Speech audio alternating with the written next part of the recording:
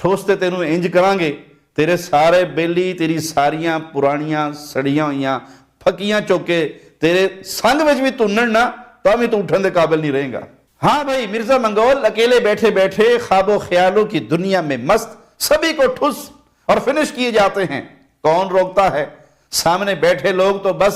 سر جھکائے تقلید کا حق ادا فرما سکتے ہیں،